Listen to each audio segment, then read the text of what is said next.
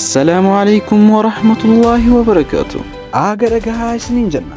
Kolleejjiin Islaamaa Hudhud kan magaalaa Dirree Dhawaatti argamu digirii sadarkaa jalqabaatiin barnoota Islaamaa jalqabuu isaa isin beeksifna. Maarree qottaatii kolleejjii keessan kan ta'e kolleejjii Hudhuditti galmaa'aatii baradhaa isiniin jenna.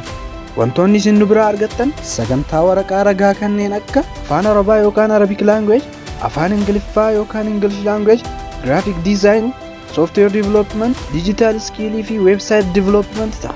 Diploma programming ammoo diploomaa olaanaa qorannaa Islaamaa yookaan higher diploma in Islamic study fi Qur'aan. Degree programming ammoo bachelor artii Qur'aanaa Islaamaa yookaan bachelor of arts in Islamic studies.